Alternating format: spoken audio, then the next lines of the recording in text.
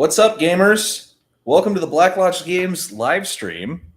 We're here tonight to talk to you guys about important things. Yes. Like watching our old videos. Right.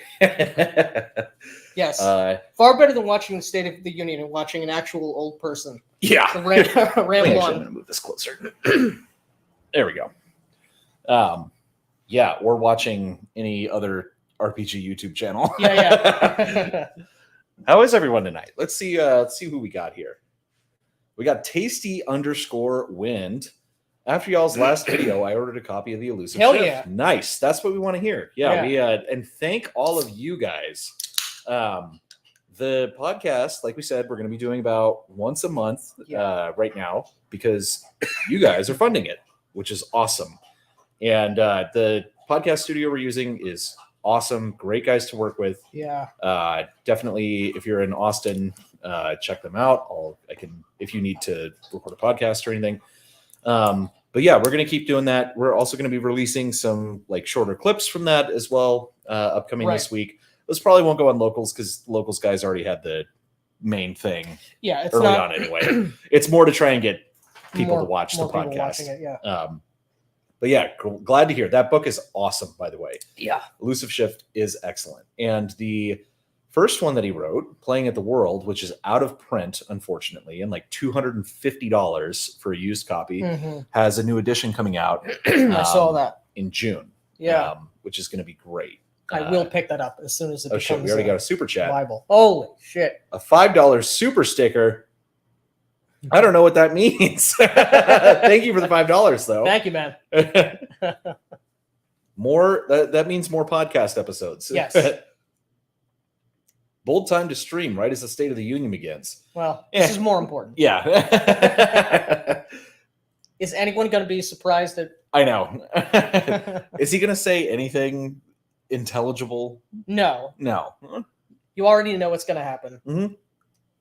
Nobody cares. John Smith saying, who wants to give me odds on them starting at 8:31 or later? All right. Okay, man. We were having a really important discussion about the Dune movies and then realized that we had to smoke. So we're late. Sorry. I was just about to say the countdown is on. Let the puffing begin. Exactly. Theater kids are going to Theater Kid. Indeed. I type while smoking a cigarette at a deserted bus stop under a street lamp. Nice. Good man. Does anybody really care what that demented old fool has to say? No. I think literally nobody cares. Yeah. God, they're chanting 4 more years. Just let the ancient puppet rest already. Only relevant puppets that age, Statler and Waldorf. Oh. Better lines, too. They're the Muppet. Oh, yeah, the critics. Yeah. Boo. I generally feel bad for the geriatric in chief. It's like, just pick someone else and let the old guy spend time with his grandkids without the sniffing. I don't feel bad for him. I don't feel bad even a little bit. You get what you fucking deserve. Right. Yeah. I really don't think anyone should advocate letting your kids being related doesn't help. That's true. Yeah. Fair point. Hello, Mr. Max. Mr. Max, what's up? Good to see you. Also, I imagine they're going to have to skip all of that convo on the read-through chat. Nope. Hello, RPG. Howdy. We got hello, everyone. What are we saying here? Somebody say something. This is getting awkward. Oh, yeah, because I pressed the button and I forgot I pressed it. That's fine. How's it going? Looks like the guys are late again. We are indeed. Punctually late. Also, disable live reactions. Thank you. I'll do that right now. Sorry about that. Totally forgot. They should just let you do that permanently. Let's see. Go live.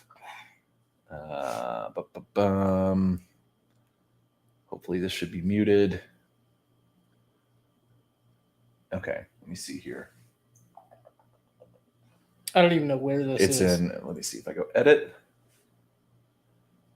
I can't see because the customization, live reactions. There we go. Save. Okay, live reactions should be disabled.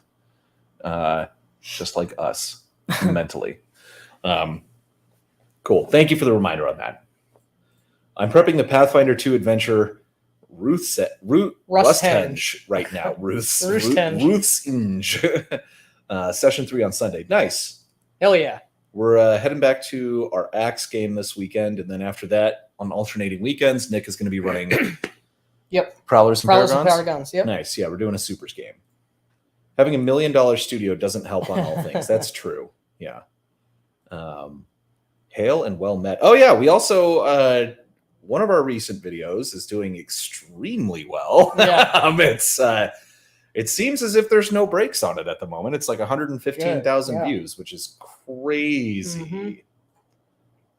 Let me see here. Fucking smokers. Switch to Zyn like the rest of us miserable bastards. Well, if you insist. Why not both? All right? Why not both?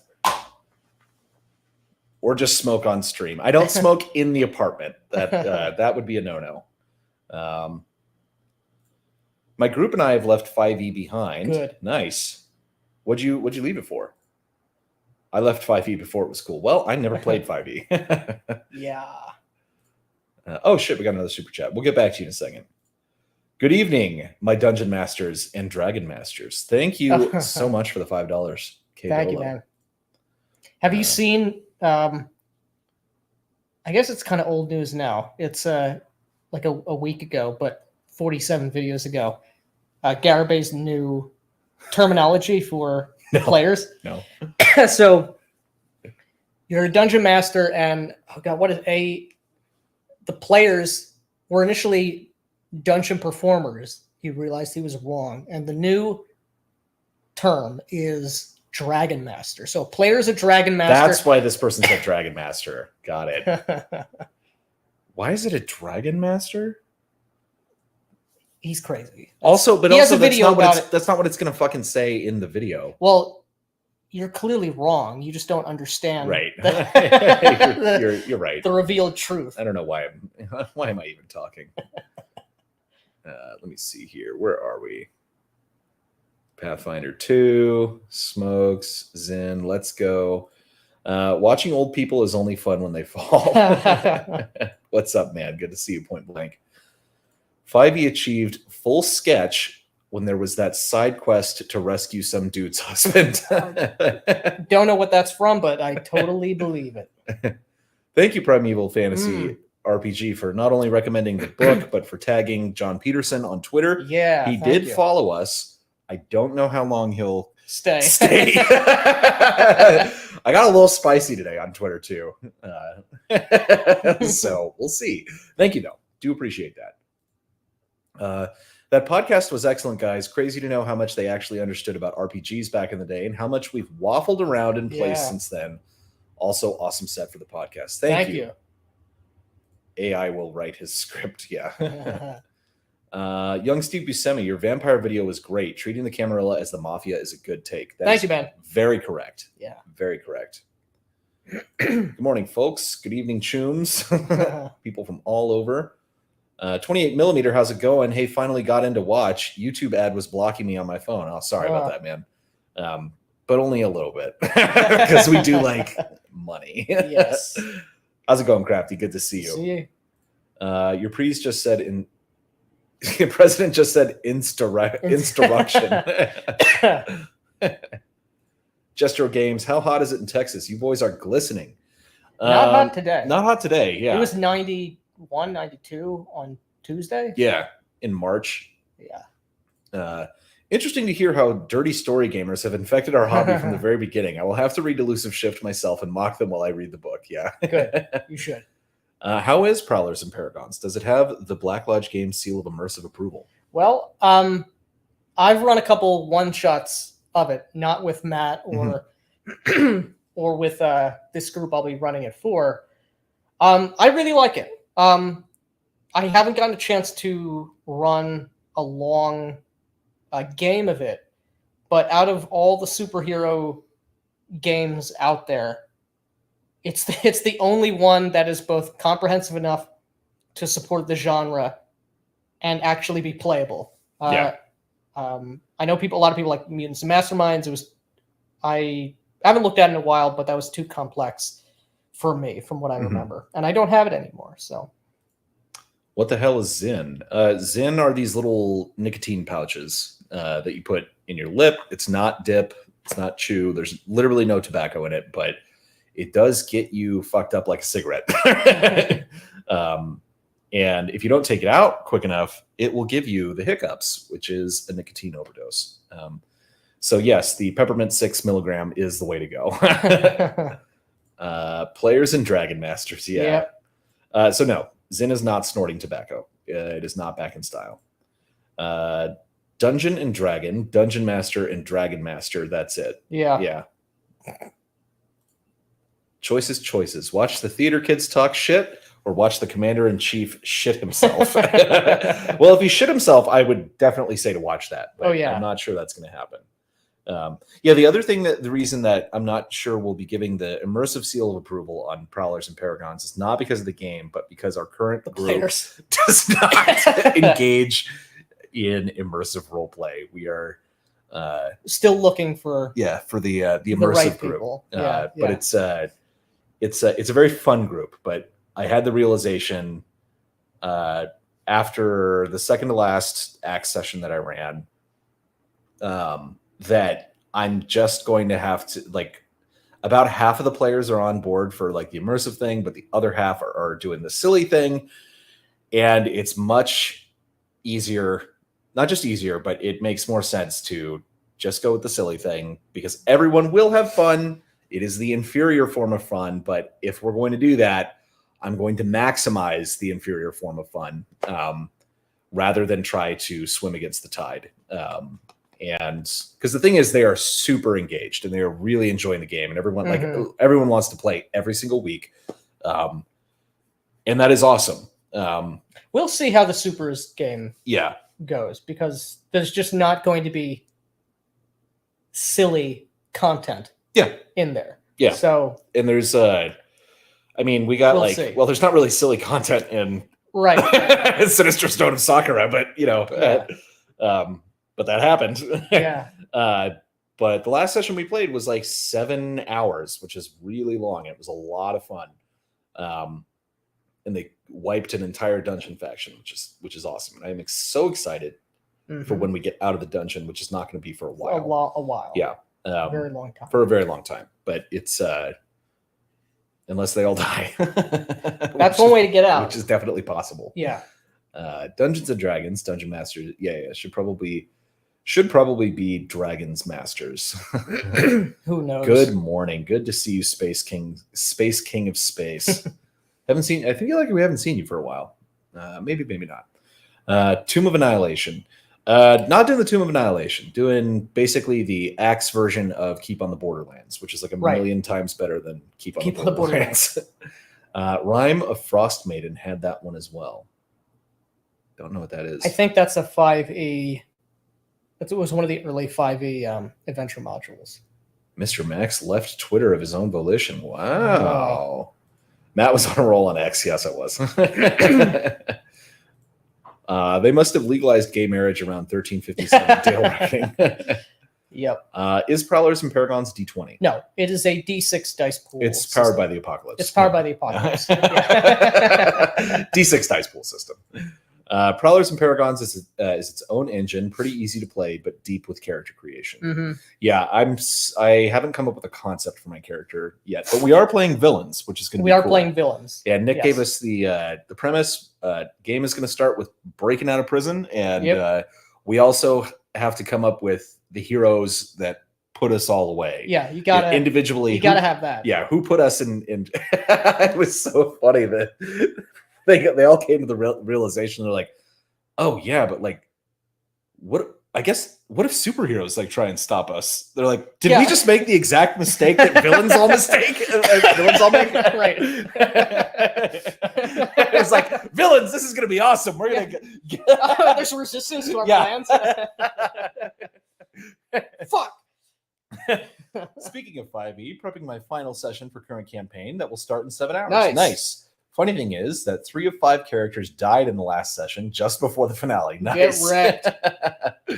Wait, Zin fucks you up? It makes me feel slightly less angry. Well, I mean, yes, it does. When I'm trying to quit smoking, it does fuck me up because I'm not just constantly ripping cigarettes, but that is true. If you are tolerant to nicotine, it will just keep you from getting angry. Fun fact, found out last week that the term Dungeon Master originated not in D&D, but in Tunnels and Trolls. Interesting. Garibay loves to invent weird terminology. Yes. And he does. How's Golems going? Any changes that have come since dissecting and analyzing RPG's playstyle in the recent content? Just some refinement in the presentation. Yeah. We're bouncing between several projects at the moment. Some of it is we'll actually talk about a little bit of one. But we're doing the Victor Gorchev style right now of kind of working on what we are inspired to work on at the moment, which is several things, Golems included. But we have a small project that will probably come out before Golems, actually. Probably because it's going to be a smaller, very small, thing. And we're just going to do like public domain art and stuff for it. It's going to be very simple, but very cool. Yes. And I'm very excited for it. Actually inspired by one of our own videos. Yeah, and also the revelation that an email that was received is not not a scam. Yeah. Although maybe in a long enough time, so that may take some of our energy away for a while. For a while. But we just can't really say. We'll be able to say something relatively soon, but we can't really talk about it. But I was shocked that it turned out to not be fake. Let me see here. Crafty Matt, retards are super engaged with licking the lead off the paint. It's still wrong, and you should stop them from doing that.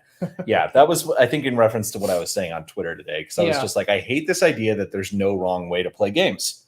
It's ridiculous. The entire thing is ridiculous. And then some fat person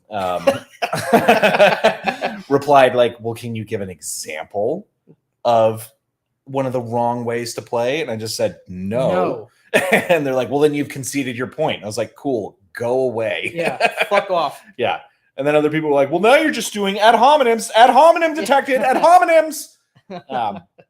Which I just don't care. It's like I checked the person's bio. It's also like they're like a fat photographer for fat people. It's like a grotesque, disgusting. Yeah, it's like a fat body positivity thing. And I was like, there's literally no positive value that this person could add to this conversation. So I'm not just going to cave to your demands. And it was clearly obvious. Like, oh, if I gave you an example, you were going to take that seriously on its own terms. Like, no, of course not. Losers. Oh, we got another super chat. Mayor McChee said, I had fun once. It was awful. Exactly. Thank you, man. Yep, I have one player that is all, I don't read the script reads me. Everyone else has lesser amounts of buy-in. Yeah. K Dolo, God, I hope you're not going to play Suicide Squad Kill the Justice League. No. I'm not going to gun down Batman at point-blank range and shoot him in cold blood. Saw a terrible D&D tuber video on combat, recommended automating sheets and using toys when self-admitting the problem was players not learning the damn game. Would love to see any playtest materials y'all got brewing. We will probably do that over on Locals. On Locals, yeah. And we're also potentially just going to be running one-shots online soon. And pulling players from Locals. So if you want to play games with us, go to Black Lodge Games.locals.com and use promo code Midwit for a free month.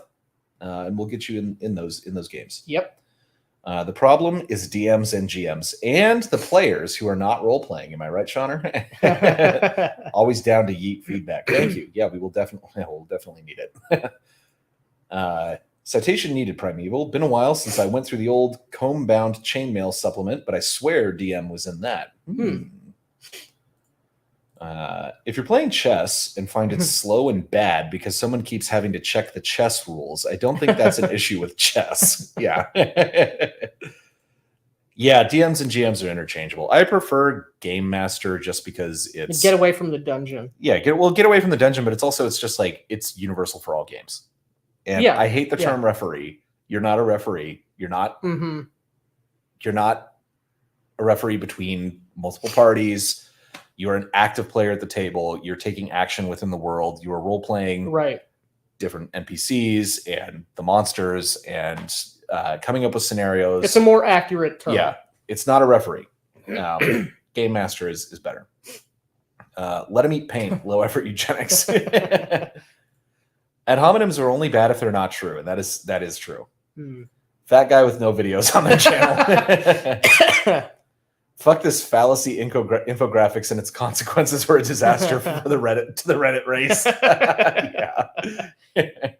Yeah, it really is. Like when people are like, you made a logical fallacy. Oh, well, did you know that's the genetic fallacy? Well, that's the Occam's razor. It's just like, shut up. Nobody cares. And most of the time, like someone said, they're not actually fallacies when they're being applied. And it's like, look at like the slippery slope axiom, you know, it's not, it is not a fallacy. No, it's clearly played out. When people ask for a bad example, you should have said your game. Yeah, I was about I had two other choices, which was whatever makes you more angry, or I'm sure whatever you're doing at your table would qualify. Yeah. But, you know, I just told him to go away first. Here's an example. Wrong way to play. Muppet Atlantis. Yeah, it's here's the thing. I agree. There will not be Muppets in my game. But the way that this game is shaped up, it's basically a bro campaign at this point, and it's it is fun. I'll give them that. And I'm also going to potentially impose 1-to-1 time after we get out of the dungeon. So can't knock the bros for everything, and Dubs is too funny for me to shit on the Muppets anymore. We are fans. We are stans of B-Dubs, and he's got very, very good takes on movies. By the way, what about Judge? Judge is another good term for Game Master. I still don't care for Judge because Judge infers or implies that you're just an arbiter of rules, right? And yeah, you are doing that, but that's not the extent. Also, everyone else should at least have a passing understanding of the rules. Right? Yeah. Such that being an interpreter of rules should not be an everyday occurrence. It's much more than that. And the players, and this is something that my players are doing, they are completely acting in good faith with respect to the rules. So that no one's trying to cheat or anything like that. Yep. And so they're starting to learn them, which is great. And it's better that way because if I screw up something, they can help correct me, or I'll be like, does anyone remember that? They'll be like, oh yeah, it was this. Like you can kind of like, everyone should be participating in that way. The GM makes the final decision on whatever happens, but I like it when everyone knows the rules. Especially like the bare minimum is you should know what your character can do, but it's better when everyone knows other rules too. I like the term narrator, but GM is good and generic. See your character's entire existence as the dungeon I've made. Yeah. What are your top 3 RPG YouTubers for quality advice? Runeslinger. Yeah, for sure. Number 1. Then Primeval Fantasy RPG, probably. The Broken Blade also has really good stuff. That's the thing, though. I would say Runeslinger is number 1. After that, it would be really hard for me to do just 2 and 3 because there's different people offering different advice. Mr. Max has really good stuff. Yes. Primeval Fantasy has really good stuff as well. I even like Dungeon Craft, that Professor Dungeon Master guy. I don't agree with everything he has, but he makes good content, and he's made a couple of videos I really liked. Yes. There's not a whole lot. If you want to do like AD&D stuff, Joy of Wargaming, John Mollison's channel is excellent. I just started watching. I've not checked that out. I started watching his solo AD&D series, which is very entertaining. Trying to think. Shauner, of course. To find out what not to do. There's a lot of good channels there. I should probably add some more to our recommended channels section on our channel. What's your guys' opinion on rolling for injuries for characters on a critical injury table?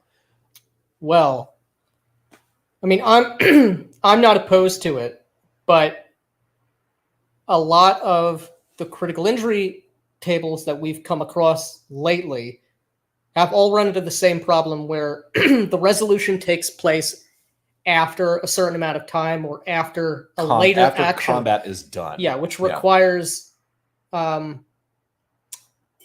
retroactively changing the action, which is described in the moment, which I hate. I loathe it. That was because the thing is, I like the tables themselves. The things on those tables are usually super cool. Mm-hmm. But if you're not like, okay, you went down, roll on the table to find out what happened. Now we narrate what happened and we continue playing. If it happens after the fact, I really don't like it because it's like, I'm not going to just say, okay, you went down, next turn, like next person in the initiative order or whatever. It's like, I like things I like the sequence of time. Right. And the events happening and being narrated in that sequence, not going back in time. That was another thing that Streets of Peril had, was they had a really cool critical hit mortal wounds table, style table. But again, it was after the combat's over, when someone tries to heal you and like tend to your wounds, then you find out what happened. I don't like that. Something that I prefer from Mithras. So Mithras doesn't have a mortal wounds table or a critical injury table as such, but each weapon or different categories of weapons have what are called effects or special effects. So if you achieve a certain level, a certain degree of success in your opposed combat roll in that game, whoever is doing the damage can choose, let's say I'm using a spear can impale, which has certain effects to it. So that's effect cool. That you are choosing. That's cool. Right. So, or like bashing weapons have certain things. So you get to choose them and it makes sense. And you get the cool factor of having like a critical injury because you have 2+ degrees of success over somebody. Is that the same in RuneQuest? I don't remember. I have to look at the combat rules from RuneQuest again. I want to play RuneQuest so bad. I want to run RuneQuest so bad, but we need the right people for it. That's 100% true. And by right people, we need like just one more person for it, I think. So I think if you're playing in it, if we get one other person, I think that would be enough. That would be enough. But I think there are enough people in the group who by themselves would be. Yeah, the problem is we have two couples. Yeah, we have two couples and geography of like everybody lives really far away. So couples are going to come together. We can't separate them, unfortunately. Well, that's where you're wrong. Matt hates the term referee. Shots fired. You're goddamn right. Slippery slope isn't a fallacy if you're covered in grease into the bottom of the slope. The appeal to fallacy. Yeah. Suck it, referee supremacy for life. Get out of here. Trash. 1-to-1 is the best. Are we talking 1-to-1 time or 1-to-1 hit points? 1-to-1 charisma is usually the problem. I like clockmaker as a term, but I can't get it to catch on. Yeah, clockmaker works. That was I prefer archbishop.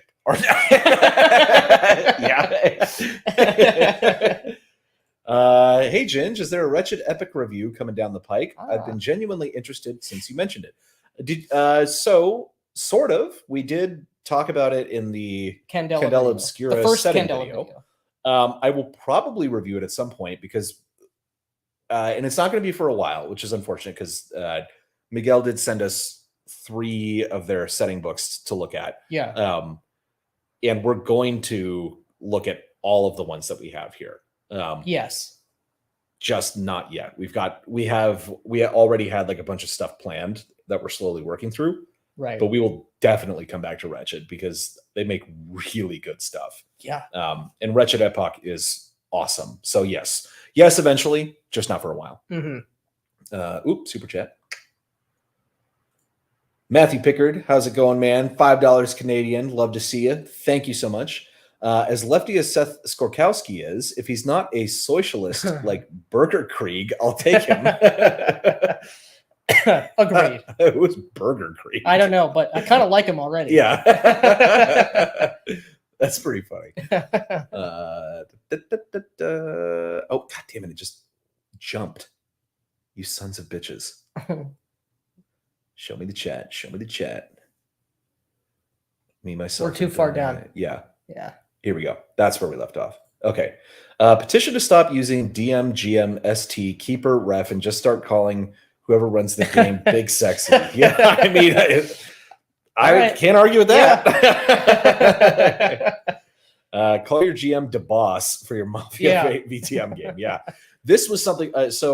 I really hope that our vampire videos go farther eventually in terms of their views, because the content's so fucking good, and that Mafia video, I think it was a really good video, and I think that was an excellent thumbnail. I've had 3 people that are typically more old school style gamers tell me, they're like, I've never wanted to play vampire, but I'm going to start a game now.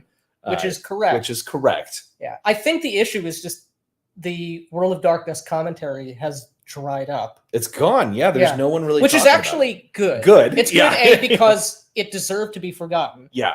And 2, A and 2. Is that we are primed to reset the foundation for the discussion. Because there is still a diehard fan base. They're not being served. Exactly. Or they have been served and they're just not, they're just not looking on. There's that Lore by Night guy who is just the worst. Yeah. He made some video that I was feeling really petty. I watched one of his videos, and it's about like this new gaming bag that I got. Oh yeah. And you've got these zippers in it, and I was like, your bag sucks or something like that. Padrino, or gaming liaison, consigliere, Yep. Don't forget about Main Man. Yeah, Main Man's good. Right. Follow him. He is on our list of channels to check out. He just released a video last week. I don't remember what it was about. I think one thing that separates a DM from a referee is that there does seem to be a creative aspect for dungeon mastering. Yes. Yeah. Completely. You're not simply executing procedures. At least you shouldn't be. Right. And Crafty, I'm sure, will get very triggered at that. Because that's not what I'm doing anyway. Let's see here. We got another one. Matthew Pickett again. Oh, wow. God. You may be competing for the title of richest subscriber. $2. Thank you, Canadian. The fans have been served shit sandwiches. That is true. Let me see here. Right here. Yeah, right here. Gaming liaison. Me, myself, and Die. I just found that guy's channel because I watched a couple of his videos. Yeah, he shouted us out for the acting and role playing video, which was really cool. And then his subscribers on that post that he made were all like, I don't think you should be promoting these guys. Is this the sort of people you want to be promoting? It was really funny. But I thanked him for the post, and he was like, I don't know anything about these creators. I just liked the video. And I was like, thank you. That's totally fine. That's correct. Yeah, it's like you can agree. There's no package deals. Yeah. You're not endorsing anything about us except that you liked the video, which is totally cool. So that was really cool. So I want to check out more of his stuff. I think most of his stuff is like a solo gaming channel. And his videos are very well produced, which is very well produced. YouTube videos are hard, so it's another reason that I can't really give Jenny D that much shit, because she's very, very successful at this, and it's not just because she's a gamer girl. Like, the videos are very well done. She puts a shitload of work into them, so she does deserve that success in that sense. So she is my queen. I will hear no bad talk about the green-haired girl. Consigliere is sweet. Indeed, it is. At Shawner, you don't give advice, you give shame. I compare. Which is the strongest form of advice. I compare and contrast. Yeah. That was another tweet that I made today. If you guys have seen Whiplash, and if you haven't seen Whiplash, you need to. Is the teacher character saying, the most harmful words in the English language are "good job." How's it going? Good to see you, Phil Hey, the Thrill. My problem with Dungeon Craft is he moved away from advice and started pumping out clickbait and shilling for his friends' products. Yeah, but I mean, he's talked about this, and he's not wrong, because we're seeing this sort of with some of our stuff, not to the extent of his, but he said, he's like, if you don't like the clickbait videos, don't fucking click on them. He's like, those are the ones that are successful. He's like, he mentioned some video that he had done. I think it was one of his terrain videos where he's like, I put so much work into this. It's really good. And got nothing. Nobody watched it. So I was like, okay. What do you want from me? Yeah. And we shill our friends' products. So yeah, there's nothing wrong with that either. Well, that's infinitely better. Like, oh yeah, to shill your friends' products. That's the correct way you should be. Yes, I agree. Like, networking is the wrong word, but like that's the way these things should organically be spread. Is from real world connections. Real world connections and word of mouth. Yes. And by people that you like and that you trust. Right. Yeah. But yeah, I mean, I get what you're saying though, because I do like a lot of his older content. It's true, but it's also kind of the way that YouTube has gone. Like we had that like huge video that's doing crazy numbers right now for us, and then our next video was like 7 out of 10 release. So we're like, shit. Which is more proof that the YouTube algorithm really it just judges each video individually. It's like it really is. There's not like I'm not your friend, buddy.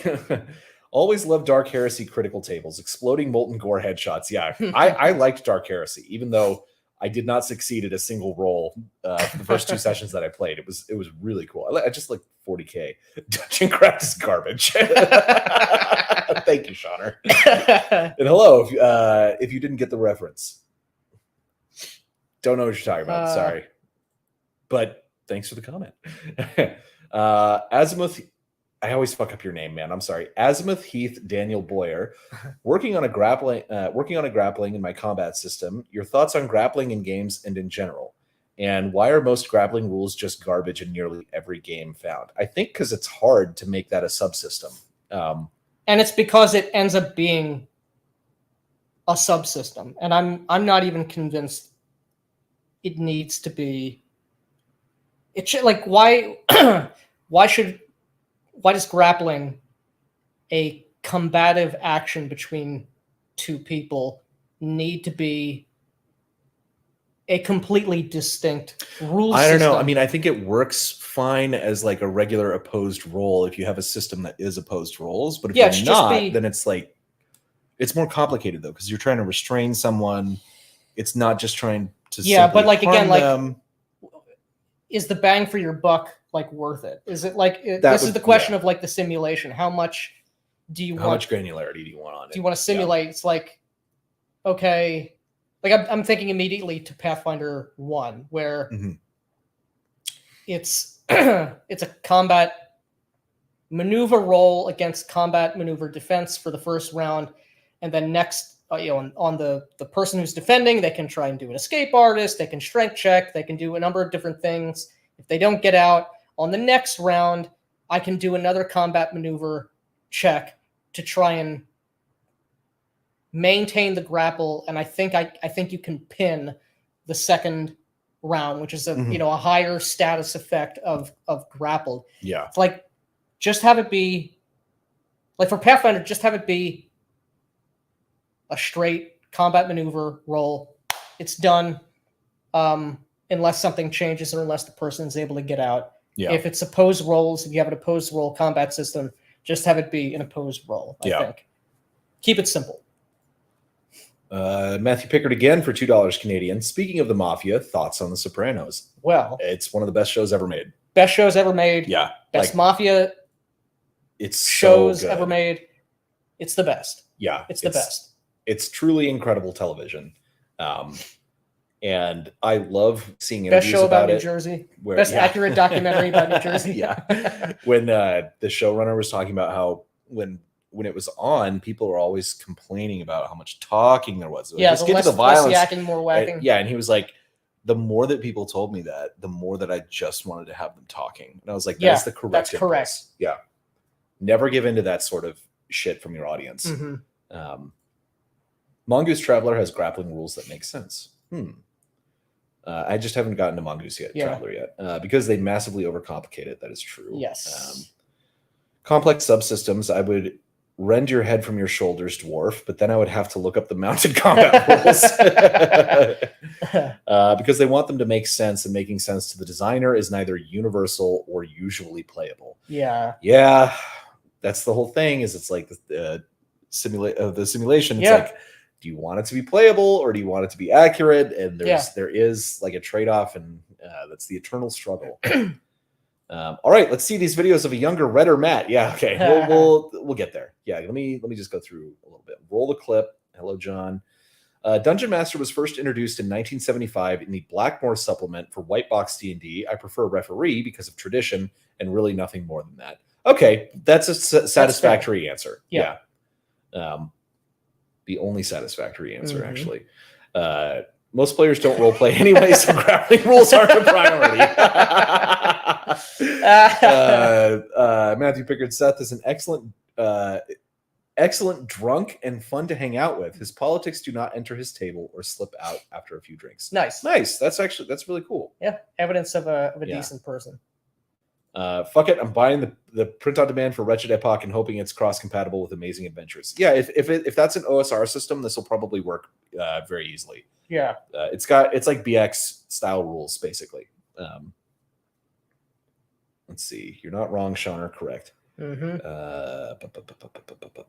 is gone. Here. If Vampire game, Mafia style, better for the players, or the same clan, or not as good. So we would argue it's best if they are the same clan. However, within the Camarilla, the overarching organization, you can have the Camarilla throw together a crew of disparate clans for a specific job, and it actually makes sense. It makes sense that way. Yes. So and that's part of the whole thing is you'll have this kind of dual loyalty and dual sense of responsibilities. So you can definitely do that, for sure. But yeah, let me pull up some old Ginger Frasier videos from 10 years ago and see what I had to say, and if it's cringe or based or some admixture of the two. View your channel. Let's see here. Play all. No. Go to the videos. Let's go all the way to the bottom. How about RPGs I'd like to play? First video on the channel. Yeah. Let me share this. Share screen. RPGs I'd like to play. Boom. And we may have to mute this on our end so that we can hear it and not get feedback. Mute us, I mean. Yeah. So let's get into it. Greetings, everyone. This is going to be my first video on my new RPG channel. I do have a standard channel that I've been using for a couple of years. I've got almost 1,000 subscribers, but mostly I talk about that channel, which I will not be linking any of you to, by the way, and does not really have anything important there. Actually, I can show you one video from there in just a moment, which is pretty great. Really esoteric things relating to political philosophy and economics. So if you're not interested in that, I don't want to give you content in that way. And most of the people on that channel aren't interested in my RPG videos. So welcome to the Sauce's new RPG channel. So this first video is going to be the 10 games that I would like to play, but don't really have the chance to ever engage in. I'm not sure if I'll make it to 10, but I have a few that come immediately to mind. The very first is Wraith the Oblivion. Until about a year ago, I had never really looked at the material before, but it is a game that really sticks out from the classic World of Darkness. What really got me... Yeah, so the Garibay camera angle. This was classic YouTube. Yeah. You know, put the fucking laptop on the counter and just start recording. Yeah, stand over it. Yeah, it's like it's not in my exactly. Wraith? Why are you laughing at Wraith, man? I still want to play Wraith. Yeah. And we will. Young Ginger Frasier needs a shave. Yeah, how can you even tell on the fucking compressed video? Yeah, I guess you can. Yeah. Actually, no, I didn't need a shave. I needed a beard. That's what I needed. Young Ginger Frasier looks like the guy from Sensible Chuckle GIF. Let's see here. Primeval Fantasy, you could go to smaller cities and try to be discreet, but the lands are technically domain. Oh, he's talking about Vampire. Okay. Yeah. We all did our videos this way 10 years ago. Yep. That is exactly true. Yeah. Shaving young Ginger Frasier looks bad out of context. 2006 Kino YouTube production. Exactly. 4:3 video. Yeah. The blessed ratio. All right, let's get back to the video. Interested in it were the videos on the Gentleman Gamer's channel, his playtests and his review of the game. So I found myself a PDF copy and I devoured it. And it is... Note I didn't say bought a PDF copy. And also the Gentleman Gamer can get fucked. Simply put, I think one of the best games that I've ever come across, at least one of the games that I've read. I've never had a chance to play it or run it. He's so right. And I haven't been able to find a group. I've even been willing to GM this game, but I haven't found a group that was really interested in playing it, simply because the subject matter is can be quite depressing, and it's a lot of work. I mean, it's a game that you have to commit to. You're playing two characters the entire time. And I love the concept of having the player next to you, being the devil on your shoulder, playing the shadow, this force that is trying to influence you into making self. Yes, that is true. I probably had just eaten spaghetti. And yes, I did have considerably more hair. Cough, Trove, cough. Yeah. This would have been pre-Trove. Oh yeah. Yeah. But I mean, you could. It was all still out there. Oh yeah, it was easy. We didn't need the Trove back then because it was so much easier. Yeah. I always prefer physical. I don't know what you're talking about. Sorry. $2. Thank you. Oh yeah. Definitely. Gentleman Gamer, more like Gentleman Lamer. Got him. I think we missed another super chat. Trove was so based. Yeah. I think you mean is. Yes. Wraith is fucking amazing, and I will brook no disagreement on 100% this true. Yes. Big true. Yeah. It is a immersive role-playing masterpiece. It is. And anyone who complains, this isn't even a game, you are literally retarded. Yeah. Yeah. It is probably still the best immersive game ever made. If not, it's the second. Yeah. What would be the first? I think Wraith is. Well, you said if not the second. If it's not the first, it would be the second. Oh yeah. It would then Shadows of Estherin. Okay. Shadows of Estherin. Yeah. Pyrella for $5. Thank you. What do you think is the best clan in VTM, and why did you correctly choose Malkavian? Do you think some shine better as players and others as NPCs? We were actually just talking about because I think I want to start doing some clan videos. I think I'm pissed off that the video did not do as good. And first of all, clan videos, people will click on them. Yeah. And also, I think it's time. I think we've laid enough groundwork. I do too. But briefly, not the Bruja. I hate the Bruja. They're terrible. They're a worthless clan. Into the trash they go. And you'll have to wait for our video for any further elaboration. Yeah. But to your question, do you think some shine better as players and others as NPCs? Yes. And the best clan, Nosferatu. Lysandra. Wrong. Nosferatu. But the Malkavians in particular generally don't do well for players because players are terrible. Yes. Most of the time, and when they pick Malkavian, they're almost always fucking dog shit. Yeah, and by almost always, and it's not the clan. It's actually always. Now the first Malkavian, the first VTM group I was in was great, and the guy playing the Malkavian was great playing the Malkavian, but every time after that, it was Yeah. dog shit. Even Yeah. my Malkavian was not great. Let me see here. What's your favorite Sopranos character and why is it Polly Walnuts? Also, you can't have straight combat system in Pathfinder because it's super gay. Polly Walnuts is amazing. It's not just Polly Walnuts for me. It's Tony Soprano. Yeah, Tony Soprano. What is the great. fuck are you talking Yeah. about? Yeah, it's Tony Soprano's amazing. Yeah, I love It's Silvio amazing. Dante. Yeah, as well. Silvio's great. I love his whole swag. It makes no sense, but I just love it. He somehow pulls it off. Self-destructive decisions, even though it may be able to lend you power. Wraith is a particularly, I think, bleak game, but the atmosphere is really incredible, and I think it kind of sits on its own aside from the rest of the classic World of Darkness. I would like to play in a game of this, or run a game that would be separate from the rest of the World of Darkness. I wouldn't want to incorporate vampires, like I don't want the Camarilla, the Sabbat, the Giovanni in the game at all. I don't want werewolves or mages or anything. I just don't think that they really fit with the tone of that game.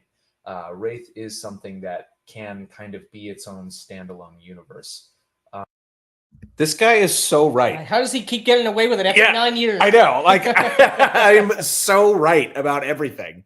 I completely 100% agree with myself from 9 or 10 years ago. Like, God. We'll not be deleting the channel. Yeah. Which is unfortunate because there are a lot of videos that did get deleted. Yeah. I thankfully, when I reopened this channel, because I privated everything on this channel when the culture war started, because I was looking, well, actually it was a year before the culture war really kicked off.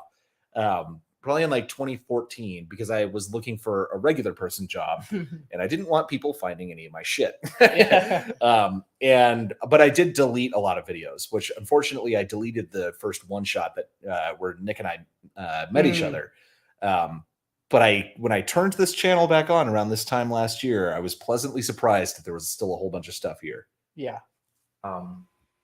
And yeah, it's a game I would really love to play. I want to sink my teeth into a game that's really a lot more introspective. So that is, at the moment, my number one choice.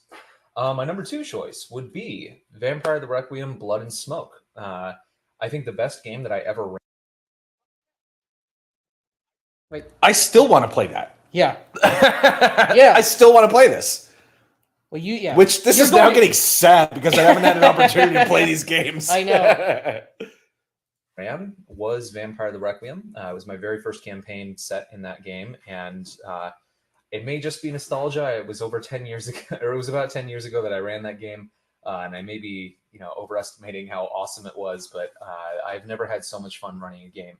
And even the first edition of Vampire the Requiem, I think, was really something special. A lot of people thought it was bland and that it was a pale imitation of Vampire the Masquerade, but I found that it really was a lot more focused on kind of themes of Gothic corruption, personal stories rather than it's a game of personal horror rather than a game about a Judeo-Christian nightmare world.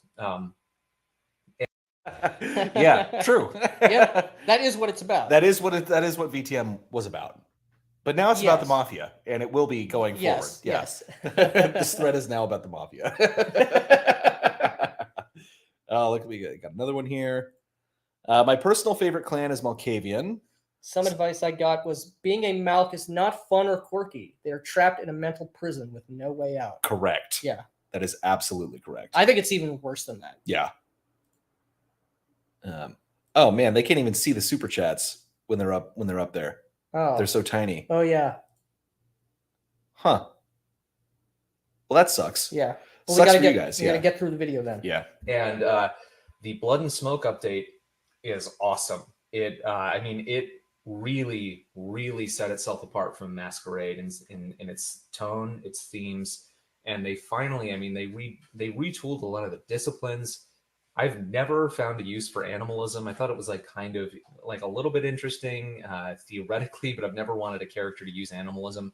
Animalism is now a scary discipline. It is now a very interesting and horrifying power. They changed a lot with Auspex, Dominate. I mean, most of the powers that have been kind of standard and unchanging for the last several iterations of Vampire, whether it was Masquerade, 20th Anniversary Edition, or Requiem, they really overhauled them and made them unique. And there's a lot of things the entire New World of Darkness system, at least the direction they're going in with these new Chronicle ideas, is just excellent. The way that you gain experience points is mainly through role play. It's through overcoming conditions, fulfilling your aspirations. Anytime that you've reached a breaking point, they really, I think, fixed and given a shot in the arm to the humanity system. Humanity and morality in general in the New World of Darkness is now a little bit more subjective. There's more gray area. It gives you a little bit more room for maneuverability with people's moral and ethical codes. Whereas before it was like, oh, you stole something at Humanity 6. Sorry, make a humanity roll. There's a lot more to it. You have a little more leeway. Yeah, the humanity system in the old games sucked. Yes. 100%. We're still 100% right about that. K Dolo for $5. Demon got shit on unfairly. All the personal torture of Wraith the Oblivion, the Tug of the Beast Torment from VTM, and the malleability of creation from Mage the Awakening. Mage the Ascension. Mage the Ascension. I never played Demon the Fall. I never played it, but I read the book when I was in high school, and I really liked it. But I was also like way into the Judeo-Christian nightmare world, of which it was. But it's also been more than 20 years since I've read that book now, so I can't.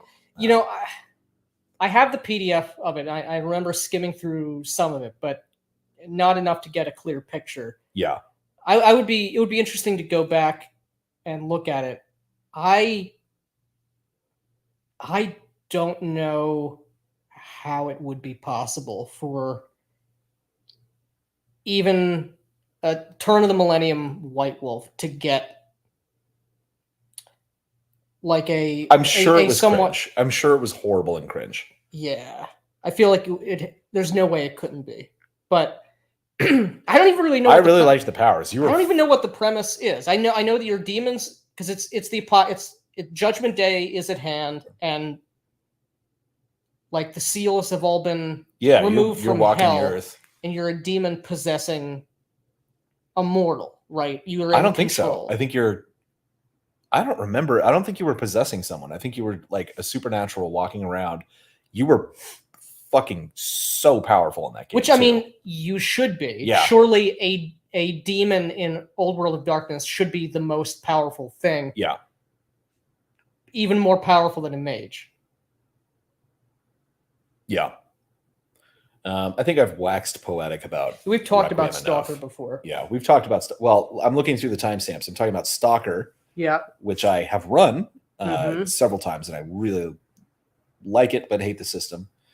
And then, and it is also excellent, particularly within the Ring of Fire. The first chapter role playing is phenomenal. Even as 99% of the games I've played in, I've been the GM, and so I didn't really think that most GM advice chapters don't really give you much information or inspiration anymore. But this one gave me some fresh inspiration on being a flame tender or a game master or storyteller. I was very shocked with that. The role playing chapter is awesome. All the species, I think, with the exception of one, I think are very interesting, and I'd like to play them. I'd like to play a character in any of them. And I just got accepted into a game, so I get to play this very soon. But I'm dying to play this game. The book is not without its flaws. I don't know what game that must have been. It must have fallen apart because the first time I played this, I ran a one-shot for my in-home group, and then I ran online games for it. Yeah. I definitely was not a player until much later. Yeah, and you were the first person, apart from Anders' playtest saga. Yeah. Yours was the first campaign saga of this on YouTube. Now, which was the species you didn't like? I'm trying to remember. It was probably the Sirens. Like, I did not give a fuck about them. Yeah. They were very weak. There's some stuff that would It have was been just like, interesting, but okay, you got all these cool things, and then there's like fishmen. bird fishmen. Bird fishmen. Yeah, Yeah. bird I fish didn't. I was like, sharkmen. I don't care about this. Yeah. Yeah. Didn't someone? This is the other crazy thing: is that game has so many wacky species that you can literally run an entire campaign underwater. Yeah. Yes, you could. Oh, And maybe man. you should, because then you'll at least be able to call some of the more ridiculous things. Yeah. Flaws, which I will have a comprehensive review of this coming up probably in the next couple of weeks. But the geography chapter in this book is incredibly inspiring. The mythology that Ander has come up with, I find to be really, really compelling. And I think it's either going to be a love it or hate it relationship with a lot of people. 100% true. Yeah. There is no in between. There's no, oh, that game was okay. You Yeah. either passionately love Within the Ring of Fire, or it's the worst it's game the ever worst made. game ever made. I can hear Mr. Max Yeah. furiously typing.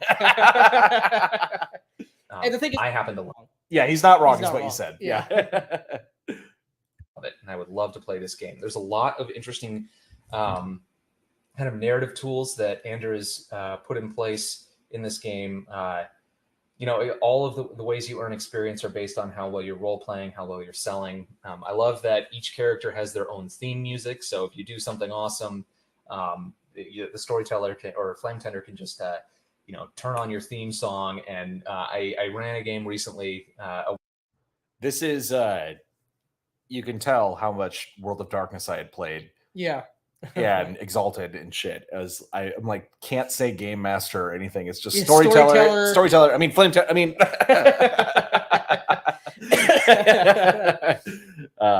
but I will say I have often forgot about theme music. This is one of the things I I will not be forgetting. love Yeah. about Within the Ring of Fire.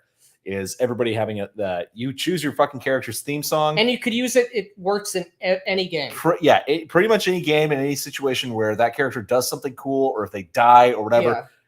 Turn on that fucking character's theme song while the game's going on. Pumps Yep. everyone up. It's fucking awesome. Mm-hmm. One shot in this, and I did that. The players loved it. It was an absolute blast. And that one shot, by the way, I adapted 30 Days of Night into 3 Days of Night to run the long night in the world. Within the Ring of Fire, Yeah. which was fucking awesome. And I love the passions, your piety, your hate, your love, everything. The mechanics in this game, I think, are awesome. They're super simple. They strike a great balance between having kind of a crunchiness to them that I think kind of old school gamers are going to like, but also. This is incorrect. Old school gamers will not like this at all. Not even a little. No. And I do like the core mechanics, but Yeah. they were not well explained. Or explained at all, because At all. there isn't even an explanation as to what a standard success is. Yeah.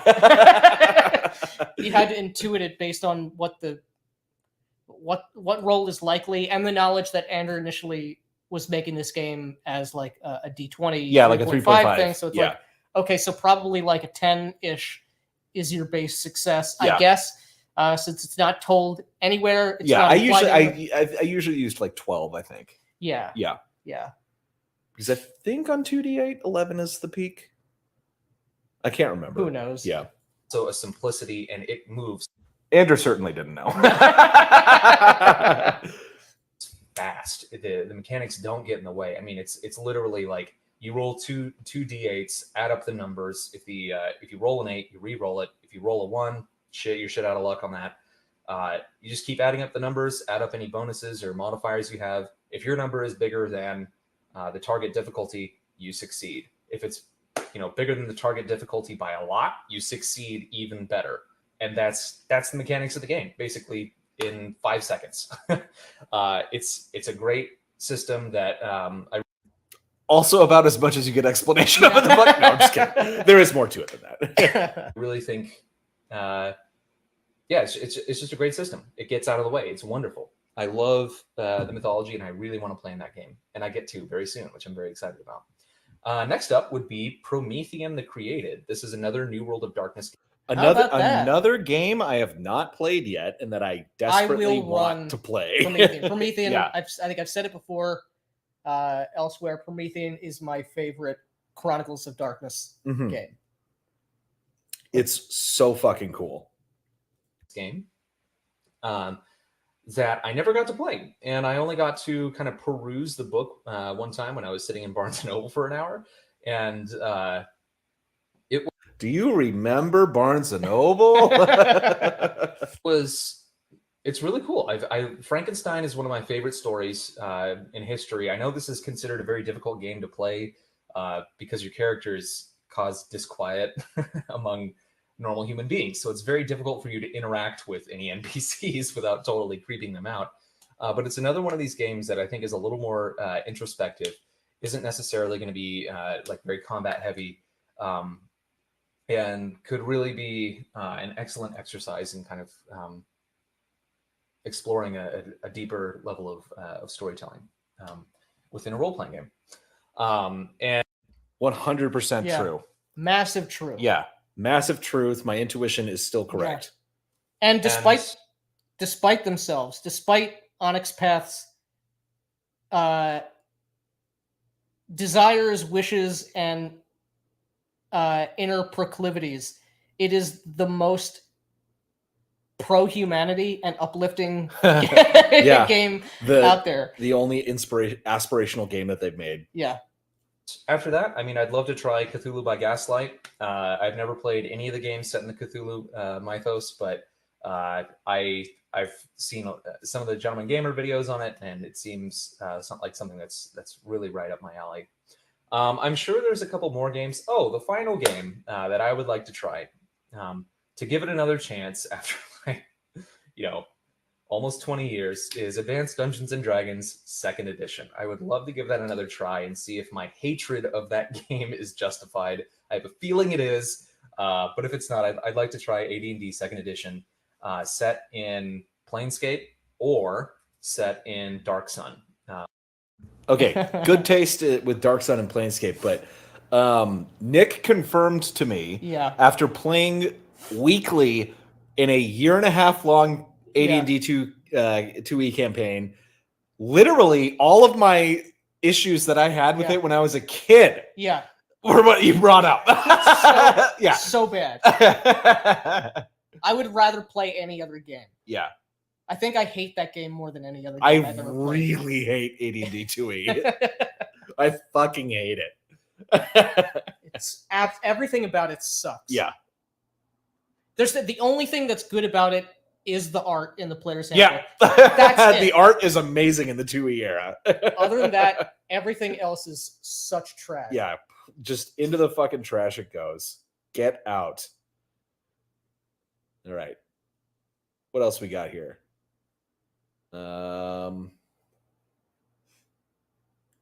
We could look at this. Obviously, these are all thumbnails that were put up 9 years ago. Yeah, using Midjourney.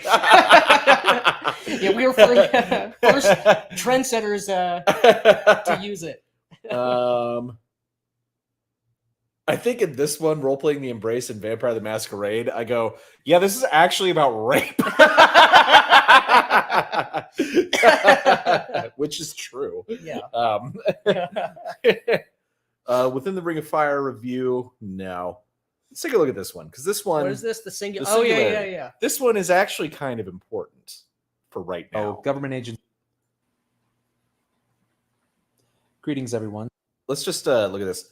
I started the video with my eyes closed for some reason, or maybe I'm looking at something. I don't know. You blinked right at the moment. Yeah. But the title on this, The Singularity, Transhumanism, and Crypto Anarchy, the game,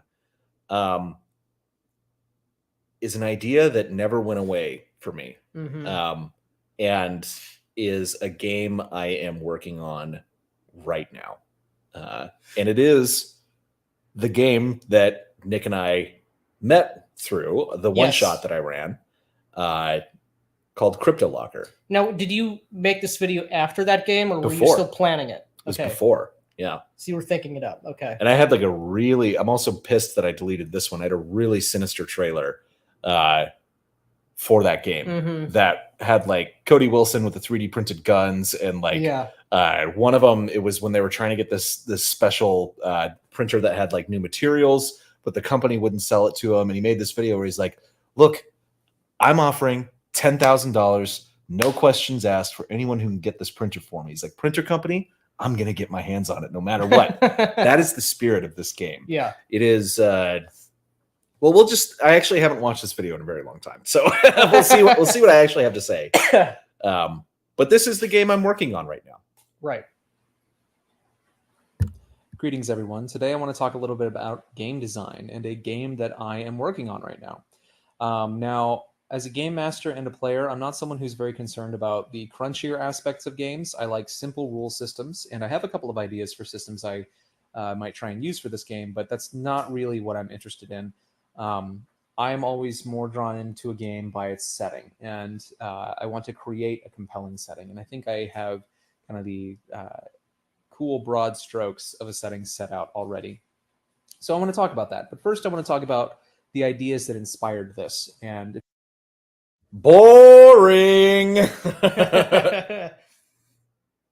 allow you to tools that allow you to make better tools. Once you get to something. So here I'm talking about basically the tool sets, if I remember correctly, the two final tools that humanity will invent. One of them is atomically precise manufacturing, which is nanotechnology, and the other is artificial intelligence. And you need both. Mm-hmm. Once you get artificial intelligence, you get atomically precise manufacturing relatively quickly. But you need both for the singularity to happen, basically. This game is not about the singularity necessarily, though. So we'll see how this. Something like the 18th and 19th century, you're getting technological breakthroughs, huge breakthroughs every single. I'm just explaining what the singularity is. This is not relevant to the game. Complete are as fast or faster than a human brain. However, they can't think. A million times faster. Conceive what it's going to be like after that point, but. The big game that has done that is Eclipse Phase, and it's a game that I didn't really even know about until recently when I started thinking about this game that I want to make. But they set it post-Singularity, and it's very interesting. It's an awesome setting. I haven't checked out the system, but I've heard nothing but good things about it. I would like to set a game before the Singularity, right before the Singularity. If you were to take all of human evolutionary history and condense it into the period of a day, a 24-hour period. Right now in human history, we're about a minute or two away from the singularity happening. Whether it happens in 30 years or 300 years is really irrelevant. It's within the span of a few human lifetimes. This is actually going to happen.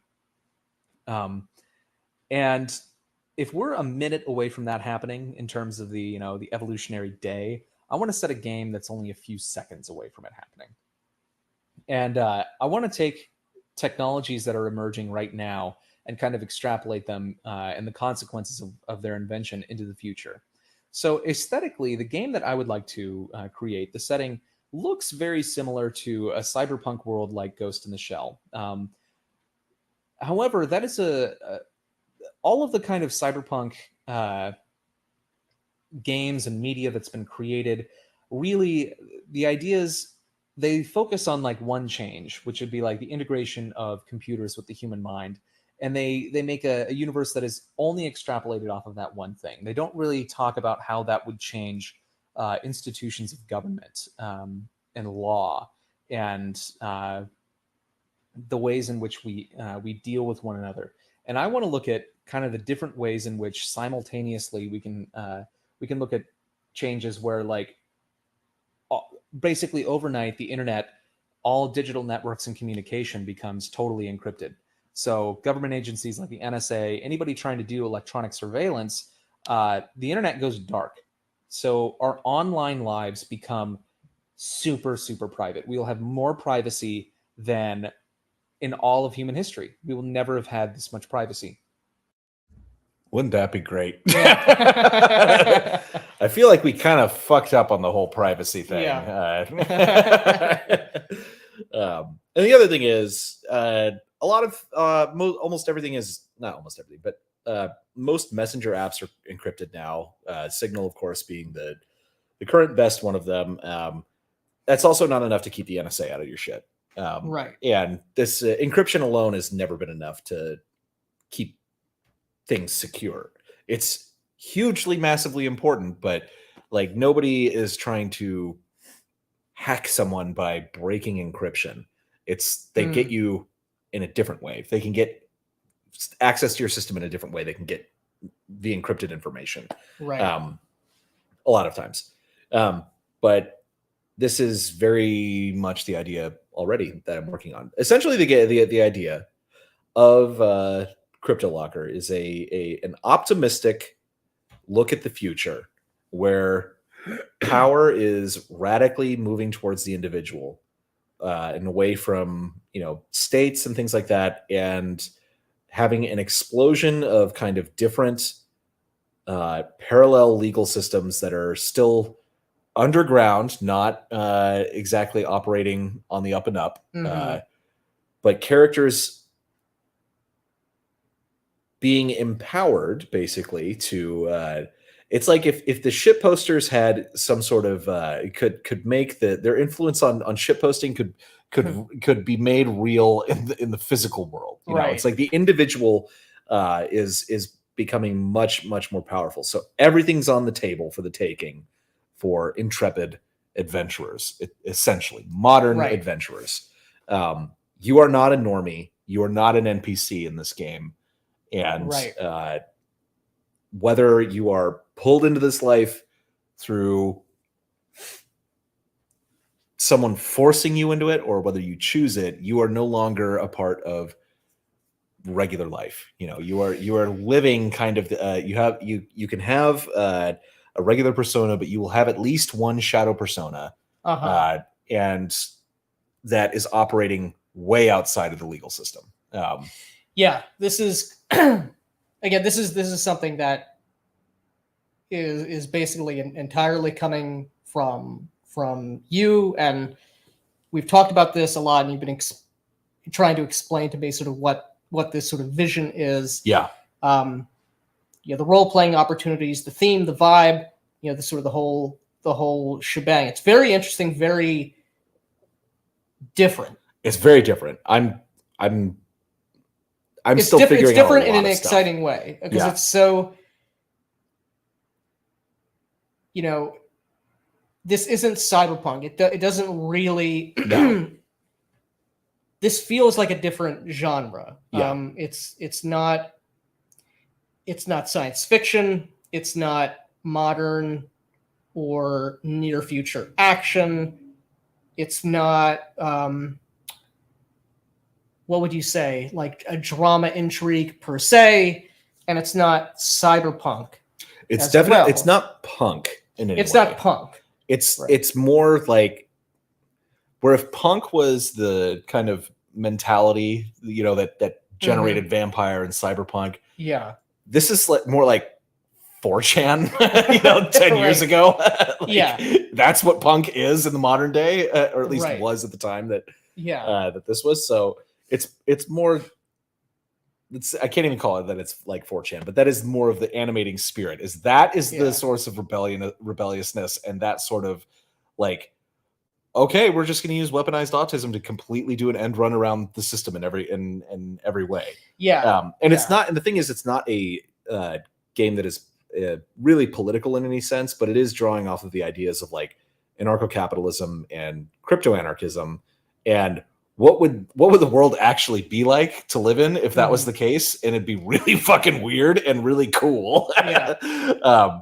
So it's it's going to be very cool. But the initial premise for the one shot that I ran with Nick was that everybody is like a white collar worker, and they wake up in the morning and there's just some guy in their house, but who's like a silhouette, just a complete void of light, who's giving like an automated message to them saying, like, hey, just so you know, your cybernetics have been compromised, and you're going to do an act of industrial espionage by the end of the day, or your higher brain function is going to be encrypted and you're going to be a vegetable for the rest of your life.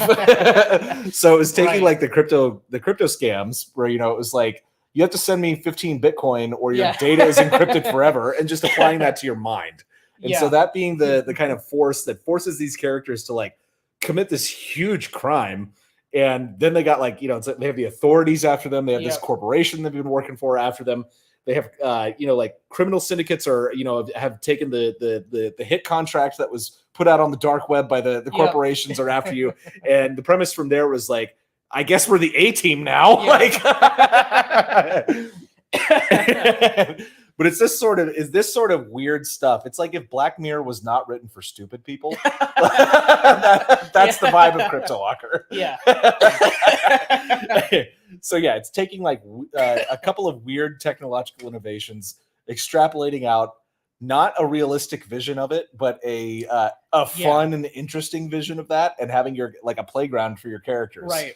To like create criminal empires, criminal in the sense that they're extra legal, but they don't have to be, they can be heroic in nature, and you can be the good guys. You can also be the bad guys. Yes. If I had to describe it as like mixing, you know, like what would be like the media reference that you could use? It would be sort of like if you mixed the 1996 Ghost in the Shell with Mr. Robot together. Right. That would be the vibe for like the kind of darker immersive aspect of this. Mm-hmm. But there's a lot of potential for a lot of really fun, weirder stuff to go on in it. So that is what I am kind of working on at the moment. This is this video I think is a little boring though. Matt made a video that was 23 minutes long of him sitting on the couch just talking. And I think this is about where I stopped watching last time too. All right, let's see here. We got another super chat. Perella for $5. Thank you very much. I always wondered what happened to the bully and his toady from A Christmas Story. Thanks for making this shout out. You're very welcome. Is Enron renamed to N-word?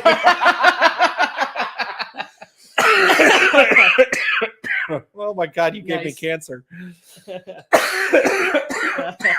Oh my God, dude. So yeah, that was the comment we just read. Holy shit, that was funny. Asmith Daniel for $5. Thank you. If unknown, you need to check out Transhuman Space by Steve Jackson Games, hard science RPG. You might find parallels and inspiration. Oh, I haven't heard. We might. I will check it out. Yeah. Oh man. Yeah. And Ron. Oh man, that's fucking funny, man. Let's go back. Let's see if I have anything funnier. Funnier to laugh at. Probably not. I was a serious child. Book of True Names review. City of the Damned New Orleans. This is a good thumbnail. Vampire the Masquerade versus Vampire the Requiem. Of wondering which game is better, Vampire the Masquerade or Vampire the Requiem? Well, today I am here to give you the definitive answers. There can be no more debate because I have solved this. I have decided for everyone once and for all which game is the better game. And the answer is Vampire the Requiem. Specifically. So the thing that I hate most about these videos, I was nice. Yes, that was the worst. That was the worst thing about these videos was I was too nice. Blood and Smoke, the Strix Chronicle, or as it will soon be known, 2nd edition of Vampire the Requiem. Now I know some of you are going to be mad. You're going to make me. You're going to have all sorts of flame wars in the comments and whatnot, and that's totally fine. You're entitled to your own wrong opinions, but I'm going to tell you why this game is better than Vampire the Masquerade. And I'm going to be doing a full review on this soon, but this is just kind of a side issue that I didn't want to kind of taint the review of this product specifically. So a little background on myself. The very first real role-playing game that I got into was Vampire the Masquerade when I was maybe 15 years old. One of my best friends to this day got me into that game, and it was a breath of fresh air because I remember when I was 10, 11, 12 years old, I was trying to play AD&D 2nd edition, and it didn't work for me. It was too complicated, and I didn't have friends who were really like that into role-playing at the time. And the game sucks. It's just bad. That we could really get a good RPG experience out of it. So at any rate, Masquerade blew my mind. It spoke to me so much. That gothic punk atmosphere, that the end is nigh. Time of judgment coming on, the final nights, the Sabbat and the Camarilla. Everything about that game really spoke to me at the time, and it's so awesome. It's still one of my favorite games to this day. So please don't take this as me saying that there's anything wrong with Masquerade, because there's not. I love that. Yeah, no apologies, no compromises had not been implemented as of yet. Yeah. Please don't hurt me. Game. However, as a storyteller, and I've been a storyteller, GM, flame tender, whatever you want to call it, pretty much my entire gaming life. I've only played in a few games. I've always been running games. It's like 95% of my role-playing experience has been in the driver's seat as the GM. And Masquerade's lore was really overbearing, and especially at the time that I started playing, because that was right maybe a year or two before the Time of Judgment series of books got released. And I had 15 years worth of revisions and lore and stories and dog shit piled up of just all this shit. Yeah. It was, oh my God. By the end, I was really just like, this is so complicated and convoluted. Yeah, like... It's like, how many versions of the Black Hand were there? Right. You like... Getting to know Frank, who we've had on this channel before. Yes. I've part of me wishes I could have been around during like Vampire in its heyday. Mm-hmm. But then I imagine, like, God, picture dealing with these fucking like scumbags, these absolute morons, and these bad takes and these even worse characters that they're making. Yeah.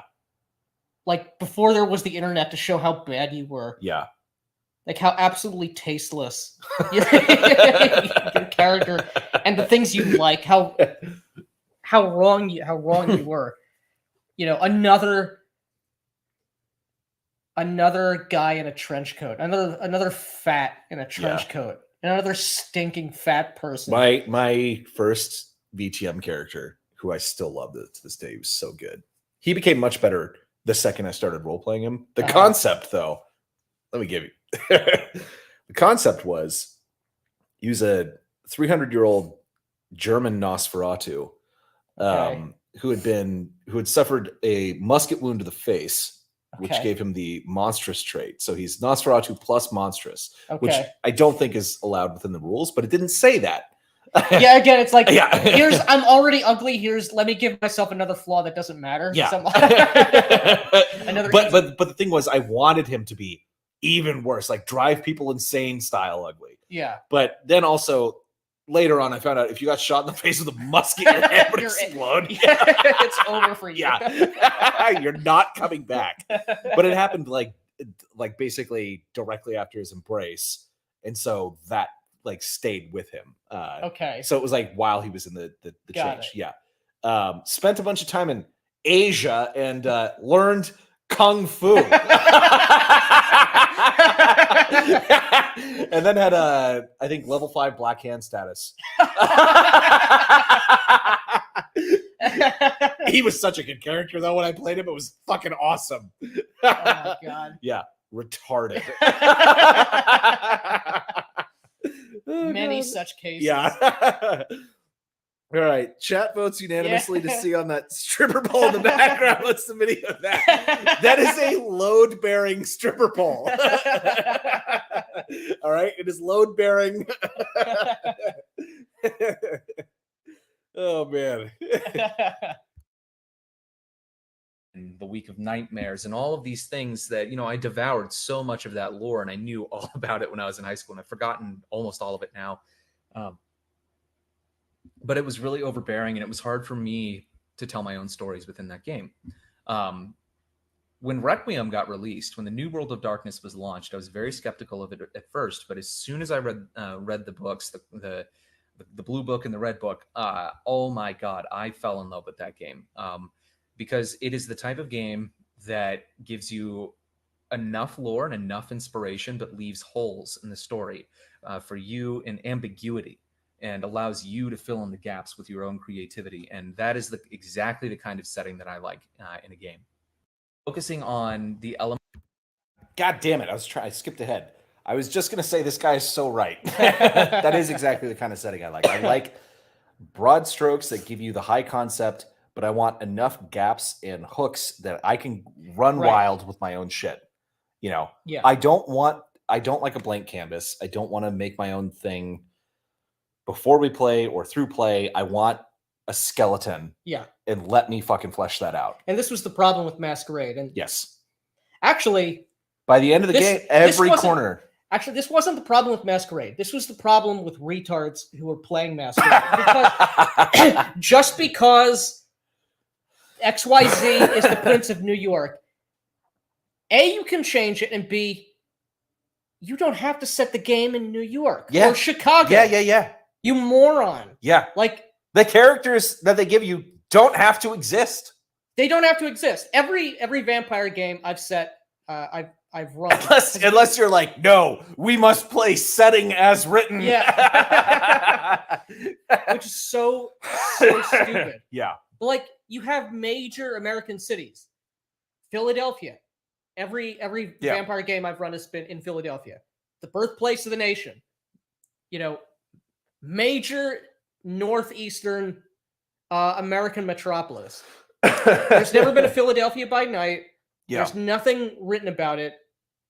You don't know who the Primogen are. You don't know what the werewolves are doing and any other bullshit. It's completely free for you to do whatever you want with it. But people could not divorce themselves from what was going on. Like, oh, Milwaukee by night is out. Like, you're running your game in Boston, dude. Like, what? Like, except that every fucking supplement advanced the meta plot, so it was like you had to fucking keep up with it if you wanted to incorporate any of that shit, which is stupid. I fucking hate meta plot. Yeah, like you can have a meta premise, you know, like this is year zero. This is what has happened right up until now. Right. This is like there's a big conflict brewing. Go with that. But it's like all this shit where it's like, oh, you haven't picked up a new supplement in 5 years? Yeah. Well, your game doesn't make any sense now. Well, I mean, this is the thing, that. right? Like Vampire the Masquerade showed that the meta plot model is, you know, there's things that are cool about it and ambitious about it, but it's not worth the headache. Yeah. Elements of personal horror and building that into the game mechanics is just awesome. They took kind of a nod from Wraith the Oblivion, the idea of the kind of passions and fetters that they had in that game, and translated it into the system called touchstones. In Wraith, you know, your fetters were these objects that kept you tied to reality, basically. They were items of great items or places of great emotional import to you that kept your soul, you know, tied to this world. Well, in Requiem, they've taken that and they've created the touchstone system, which is touchstones.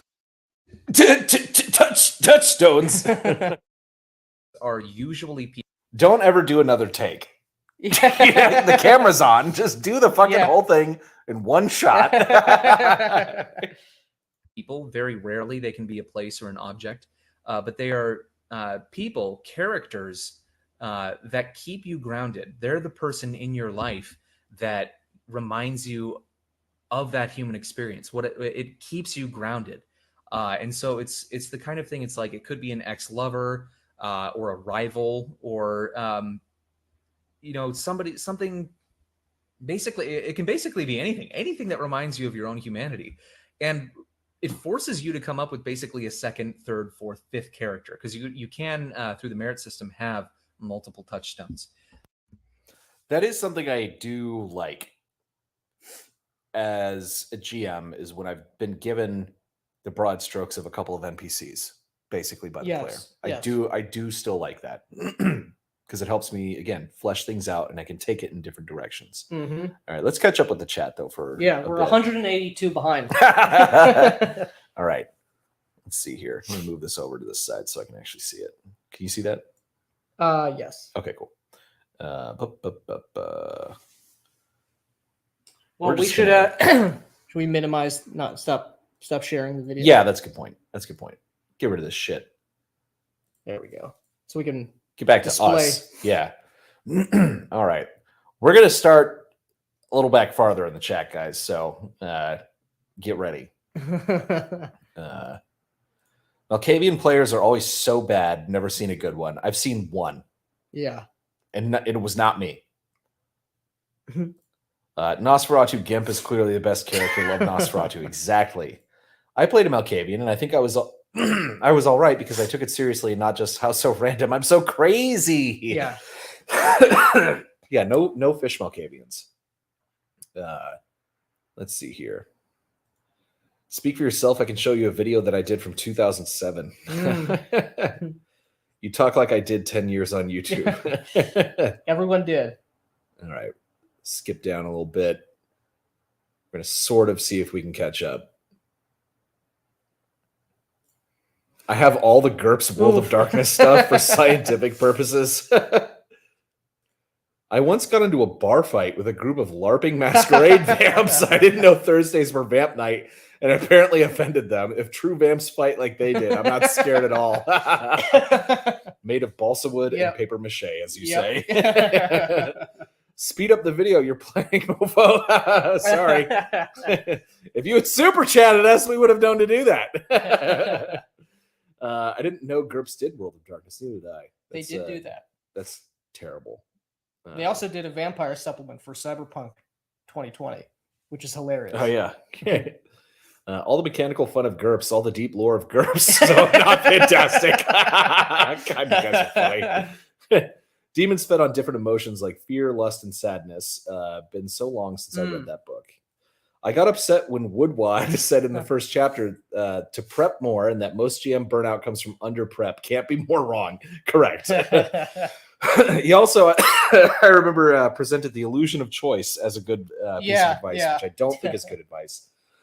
But he does have some good stuff. When I was young, we made up Angel the Prophecy based on the Prophecy movie. We basically did Demon before it existed. That's cool. I don't think I ever saw that movie. Prophecy with Christopher Walken, I think. I haven't seen it. I could be wrong. I might be mistaking that. You should have insulted them by saying you fight like 17th generation. Yeah.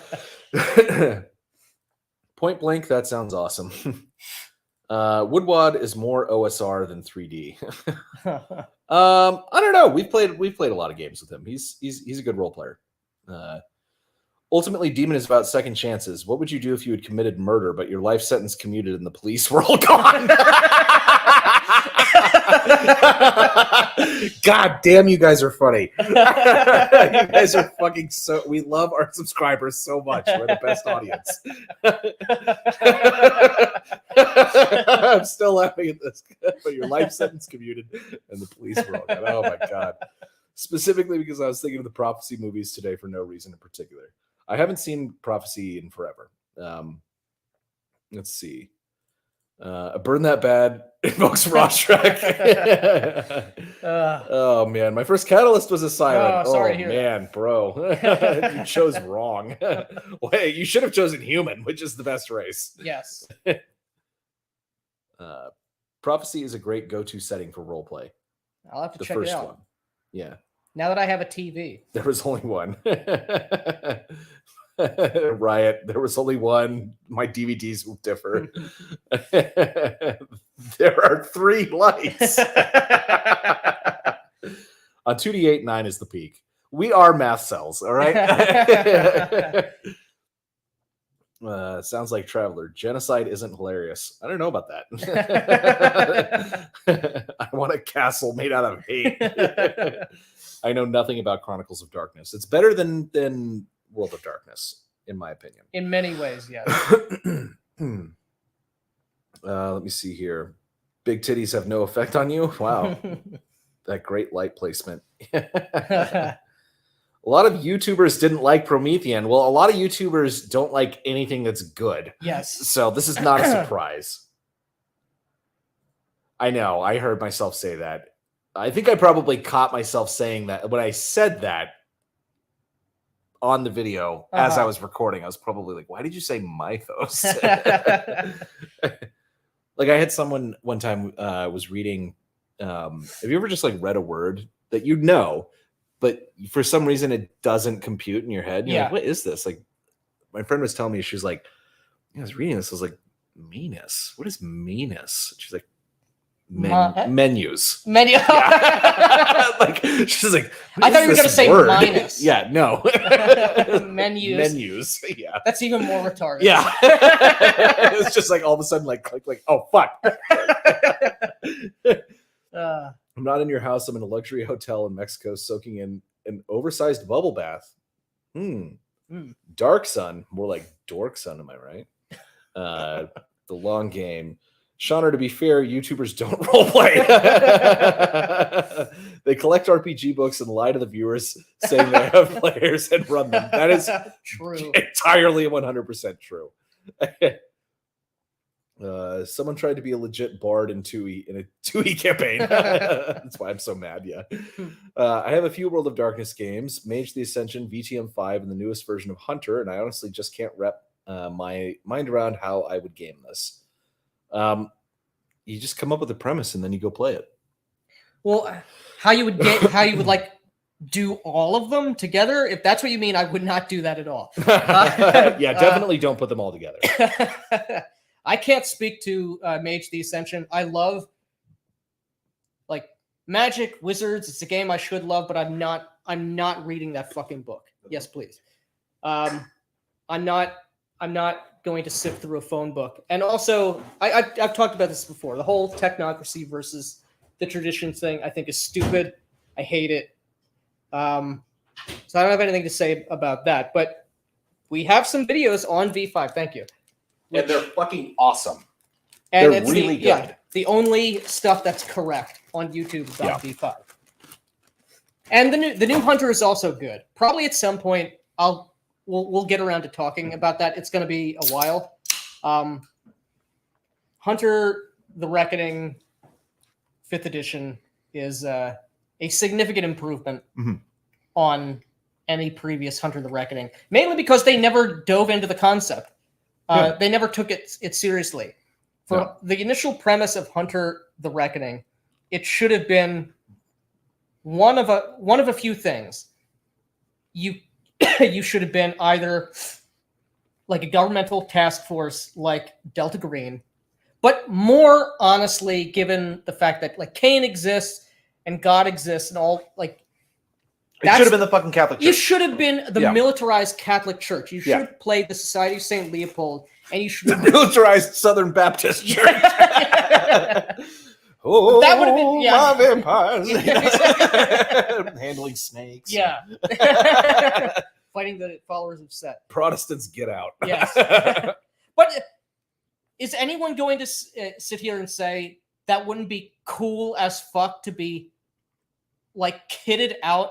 Yeah. Badass priests fighting monsters. Yeah. With UV machine guns and stakes and relics and actual true faith. That would have been badass. That would have been fucking awesome. Yeah. But nobody wanted to play the good guys. True. True. I used the lore stuff from AD&D 2E for dwarven characters I made. Okay.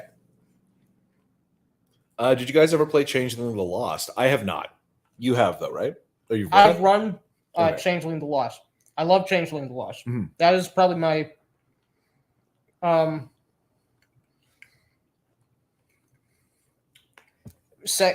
maybe third. Because I really like Requiem. Yeah. As well, but Changeling the Lost is up there. Yeah. Great premise. Greetings, everyone. Nerd. If only you knew how bad things really were. You should have gone with the mutton chop into handlebars. Yeah. Unfortunately, I was a weakling at the time. Shauna, I did in the beginning and my game sucked. Started listening to Black Lodge Games, you and Mr. Max Bovan. If that's how you say your name, I'm sorry, Mr. Max. And there's been a dramatic shift in my table. It's great now. Man. That's fucking great, dude. White pill. We love to hear that. Make 2024 great again. Patient zero of game designing. What are we talking about here? I don't know. Not sure. Ginger Frasier about to go on a rant about thorium. Yeah, thorium reactors. Yeah, thorium. I think is a complete meme and not a viable technology. Doc Flamingo, great to see you, man. Yeah, man. Ginger Frasier is channeling the ghost of Channeling the ghost. channeling the ghost of Rob Bell. Maybe. I don't know who that is. I don't know. I will be channeling. I can't say that name. People will misinterpret that. Not misinterpret, but they'll latch onto something I can't. Anyway, a fairly well-known crypto anarchist had some really cool stuff to say, and then later in his life said some things that made a lot of people really uncomfortable. But there's a lot of cool ideas that are going into that game. Who's this jerk whose video you're watching? Some guy. Oh. The interweb killed all the techno RPGs. Well, I mean, We real transhumanist hours now. This feels like J. Scott Garibay on his medication.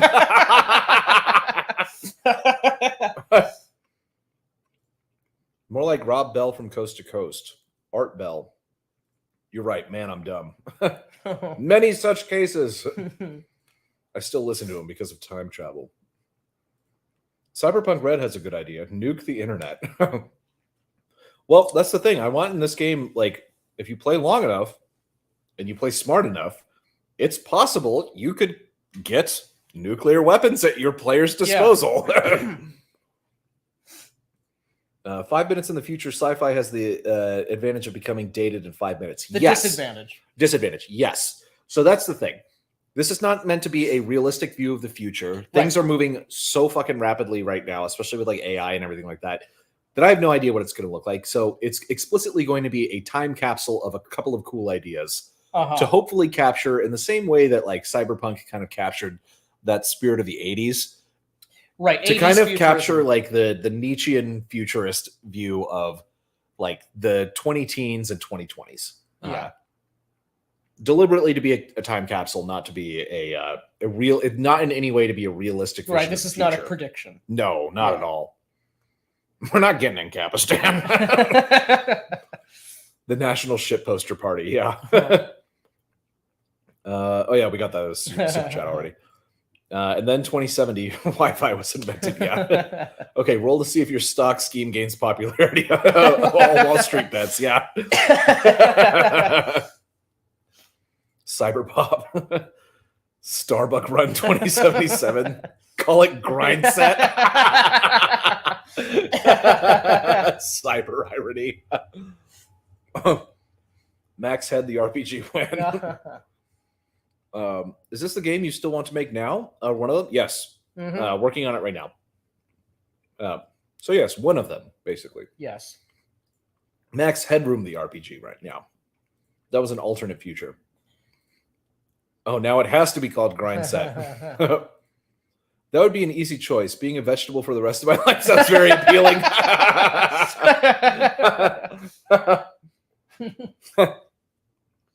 Democrats in space. Black Mirror's last season was really boring and not really enjoyable. Yeah, I stopped watching after the second episode of Black Mirror when it was like, you don't get it, man. They're advertising to you. You're the product, you know? Although the ending of that episode's really good because the guy who like basically disrupts American Idol and like is like threatening to kill himself, and he does this big like impassioned like speech. They give him his own show, and then he just sits there and basically just like completely sells out immediately, which is great. But I hated that show so fucking much. A genre called Sigma Cyber. Cyber Sigma, come on, man. It had an enjoyable season. Any suck. Yep. I'm running this setting now. Oh, hell yeah. Interesting. The debate is over. Black Mirror, if I was a writer, I wouldn't want to look at myself either. Ha ha ha. I know who is worse. The barber who gave you that haircut.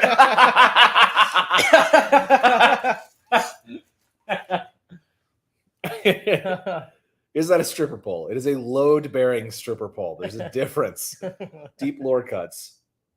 Not enough of us were mean back then. So many SJWs. Yeah. Well, that was prior to the culture war. It was. I want to see Ginger Frasier take a spin. Everything is a stripper pole if you want to get ahead of show business.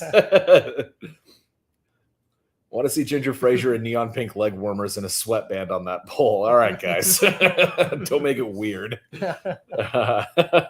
Give us pole. Oh, wow. You guys started playing Vampire when our group first found it. One dude talking on a couch for 20 minutes? Nah, two dudes talking on a couch for 2 hours. Yeah, exactly. I was doing it wrong. Nice. This feels awfully familiar. I think I may have watched this video a long time ago. Wow. It's possible. It's very It's been possible. around. Yeah, it has been around. Pigs in space. So you made Nosferatu Sam Haight or Sam Haight? Samuel Haight. Who is that? Isn't that was it who that NRX guy? No, there's Jonathan Haidt who did. That's who I'm. Or Jonathan Haidt. Jonathan Haidt. He's not really. He's not really an reactionary. NRX. Yeah, he's not. No, he's like a fucking. The reason I was thinking back to I'm trying to the remember book, The New Right, where yeah. Karate musket face Nosferatu sounds like a fucking hero. Yeah, he was badass. he was something. He successfully diablerized sixth generation Nosferatu. Later on, I earned it. I legit earned it in our Mexico City Chronicle. But then immediately got torpid by the Bali Methuselah Shaitan, who just woke up. I took 9 levels of bashing damage in one hit. I was like, it was session 4. Yeah. Oh man. Load bearing when you're swinging on it. Yeah, it had to be load bearing if it can support Ginger Frasier. Damn, chat's got jokes. Load bearing just means it's properly engineered. Metaplot for VTM was pretty bad. I still love it. I love the setting, but I hate the metaplot. It's just this big like ball of feelings that I have. Yeah. What games like Harndu set starting year, never to be advanced is the way to go. Yeah, RuneQuest also does that. I think after the game being out for like 45 years, they advanced the timeline by like 4 years. Yeah. Like, all right, you've earned those 4 years. Yeah. In that case, but yeah, it's always the same. I know some people that were playing Werewolf the Apocalypse as a road trip across Australia. That actually sounds cool. That does sound cool. You'd have all sorts of terrible fucking worm creatures. Actually, you know what I like about that best is the road trip. Can it just be a road trip without the werewolves? Yeah. Australia is horrifying enough. Yeah. There's literally no supernatural encounters. You're just fighting against Australia. I don't think not liking convoluted metaplot is any reason to spend $50 on woke trash V5e. I'll let you take that one. Yeah. V5, you should watch our videos on V5. Anything new that's going to be created now, whether it's vampire or it's something new, it will be compromised. It will be woke. There's no getting away from that. But a lot of the developers, despite their politics, the people in the creative driver's seat actually did and do have a legitimate love and a passion for vampire. And I think they did an excellent job with what they had and what they were allowed to change without totally keeping it VTM and making it somewhat presentable. It definitely has some significant pitfalls, but I really enjoy V5. And I hate part of it is all the leftists hate V5 because they would not let it live again. They would not let it like just be its own thing. Mm-hmm. So yeah, I wouldn't write off V5. It was absolute shitborn drivel birthed from self-insert tomfuckery and a drive to be edgy over coherent. Yeah, my German kung fu guy, you're right. He was a self-insert. God damn. No, I'm just kidding. Let's see what we got here. K Dolo, $5. Sam Hate was World of Darkness, Awakened Vampire Skinwalker Werewolf. That's right. The Abomination guy. If we had Frank here, he would know. Yeah. I knew that was familiar. See, that's shit from when I was like 15. That I knew when I was 15. Seeing you roast yourself is so fucking funny. That's the idea. I wish there was more to roast. I mean, I was so right about so many things. Deeply wrong about a couple of them, but what a nice kid this was. Wonder what happened to him. Yeah. And I loved it as a guy in my early 20s because I was absolutely cringe. Man, we've all been there. Mm-hmm. Early 2000s VTM people were mostly fat chicks in leather. It was awesome. You've never seen Prophecy? We got to fix that. Yeah. They skipped the punchline about genociding clowns. Rip. Oh. Huh. I don't know what that's. I don't know what that's about. All right, everyone, take care. Good Take night. care, man. Squat, Have a good night. Squat bench deadlift. I'm sure you're already gone, but have a good one. Cookies and cream soda? No, it's cookies and La Croix, which is just bubbly water. And we are saying it the wrong, correct French way, not Yeah. LaCroix. La Croix.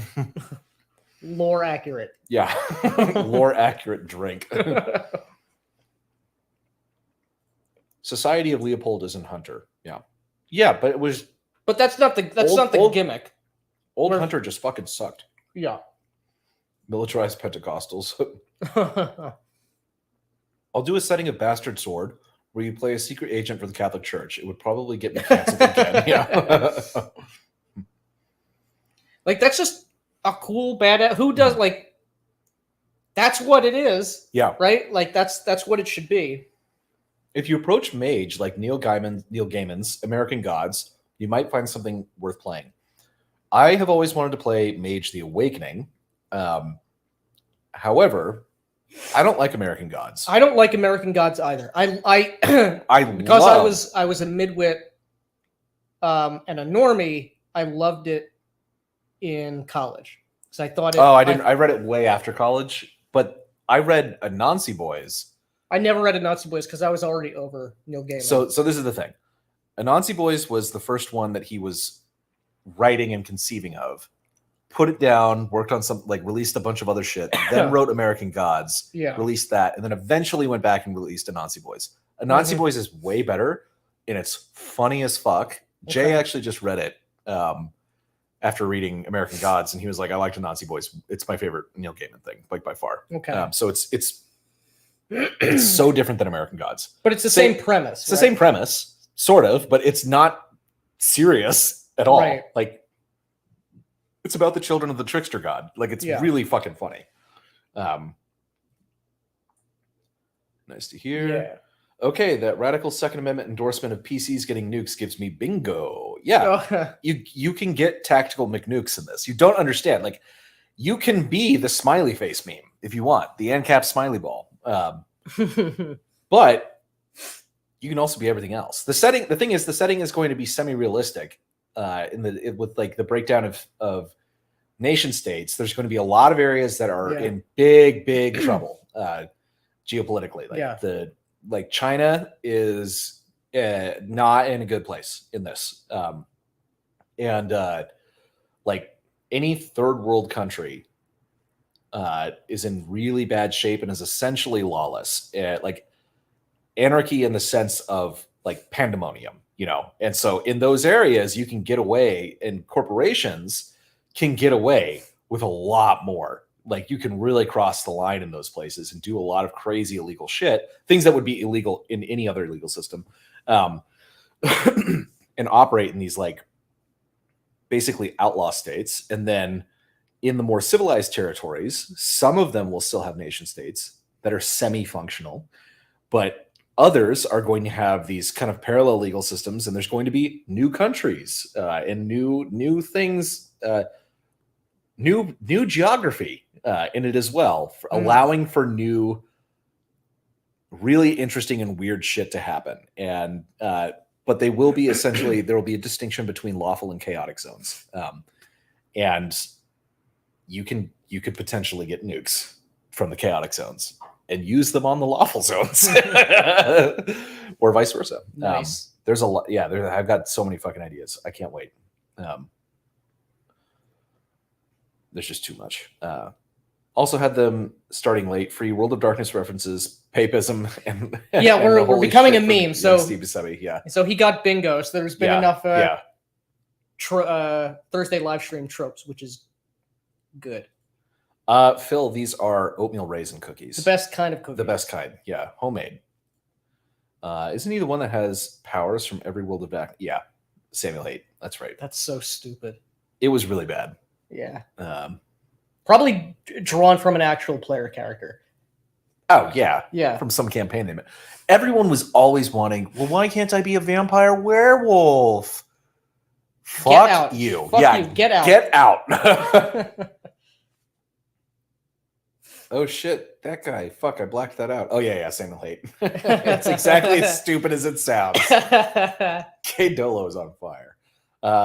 Just the round trip. So in Mad Max The RPG or road trip. Gaslands, yeah. I would love a Mad Max RPG. That would be cool. Yeah, that'd be a fucking awesome world to play in. Yeah. I prefer the Shadowbox drawn art versus the doctored photo art. Oh, for like old for vampire. versus- Yeah. That's fair. That's fair. I don't hate the photography art. I it's- don't hate it's the just photography art either. Yeah. Aren't vampires always an allegory for homosexuality? Not always, just most of the time. I miss Cobb's art. Him taking lead on Wraith was just another reason it's amazing. Wraith is amazing. No, that's the X-Men. How's it going, Justin? Good to see you. La Croix is seltzer water that somebody thought really hard about fruit next to. Homeopathic flavor. Yeah. Saw a post saying La Croix was like drinking carbonated water while someone shouts the name of a fruit in the next room.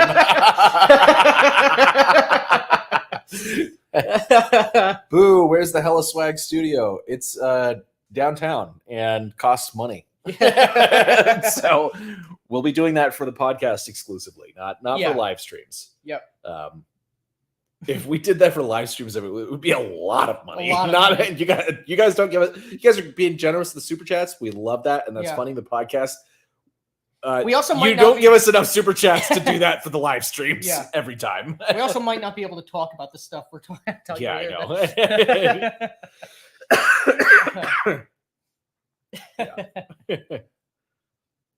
Oh yeah, so it says they rented the studio. Yep. Yeah. I see. The production values for the new podcast are off the charts. So yeah, the Thank you, studio man. we're using is fucking awesome. And again, it's all because of you guys giving us the super chat money, Mhm. and supporters over on locals, and to a much less extent, ad revenue, because that's just not very much money. Right. Ace Combat RPG, where an F-22 costs as much as a Ferrari when. I don't know, man. You got to make it. Fun Times with Nukes makes me think of High Fleet. I don't know what that is. Does Nick not know you're supposed to save the feet for the OnlyFans? I know that there's a lot of missed opportunity for revenue here. That's true. But how about a werewolf vampire? Exactly. That's the problem. But how about a werewolf vampire who also hunts his own kind with wizard powers? You guys went to IKEA. I did go to IKEA. This is IKEA. This white thing behind me. I gave super chats, Thor. I paid for feet and I'm getting them. I like it, but I've had that sparkling water taste like drinking TV static and spray painted with black on everything. Warbirds is a pretty good fighter plane RPG. There's a jet tech supplement too. Haven't heard of it. Yeah, I haven't heard of that either. That is You're more into like mechs and stuff anyway. Yeah, I do like mechs. Yeah, but I think we're pretty much at the end of the stream. We're at the end of the chat. So I think the consensus is we're right from the beginning. We're right all along, and continue to be right in the future. Yeah, exactly. Yep. Although I will say, 10 years from now, we're not going to look back on these and think were as cringe as I look back on that video of me and Right. think I am cringe. Yeah. Yeah. It would be literally impossible. We're getting some more chats. They caught up. Spam them. Yeah. Which World of Darkness game is best in life? Not vampire, because you're dead. Yeah. Let's uncatch them up. Wrong about VTM humanity, though. Oh. Wraith. All right. Well, we caught up again. Sorry, guys.